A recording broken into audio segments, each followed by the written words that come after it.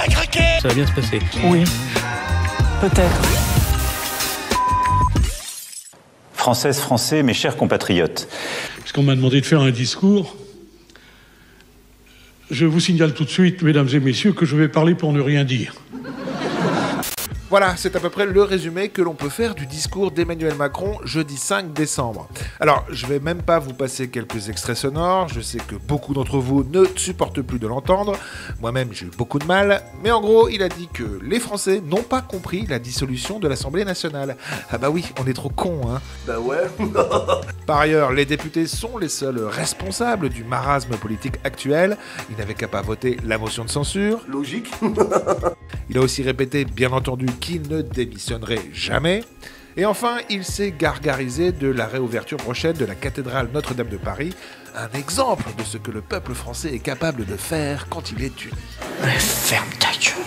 Alors on va s'écouter quelques réactions de droite comme de gauche, comme ça pas de jaloux, et vous allez voir que les deux camps ont bien évidemment la dent très dure avec ce discours insupportable de Macron.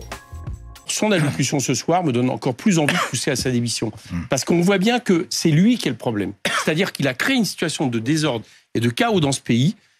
Il crée des élections, il ne veut pas suivre le résultat de ces élections, et il prétend en plus que c'est l'Assemblée nationale, puisqu'il parle des députés en général. Alors, je pense qu'il ne parle pas des députés, évidemment, qui n'ont pas voté la censure, oui. La censure, mais je vous ferai remarquer qu'il y a 330 députés qui votent la censure, c'est quand même très majoritaire.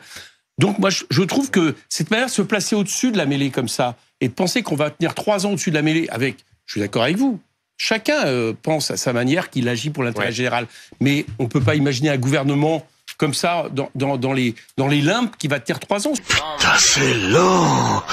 Lent.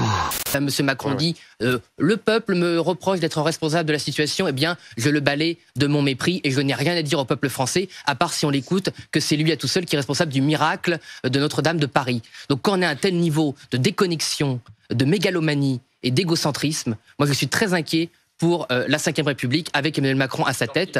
Mais c'est-à-dire que vous appelez à la démission du président de la République? Vous qui plaidez normalement pour la stabilité des institutions. Vous voulez savoir ce que je pense, oui, c'est pour ça que je vais vous le dire, je le dis souvent. Monsieur Macron, par son allocution, en fait, démissionnait de ses responsabilités ce soir. Contraire. Parce qu'il n'avait rien à dire aux Français. Pas un mot, à part se regarder le nombril et croire que c'est lui, qui a reconstruit Notre-Dame.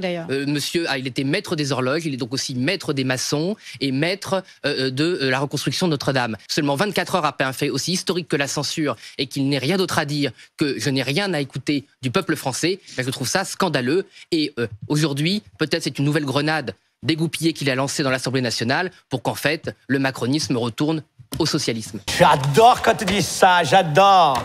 Ah, tu le dis bien, tu le dis bien.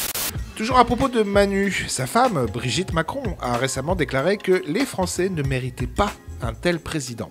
J'avais fait une vidéo sur cette déclaration délirante, je vous laisse regarder ça.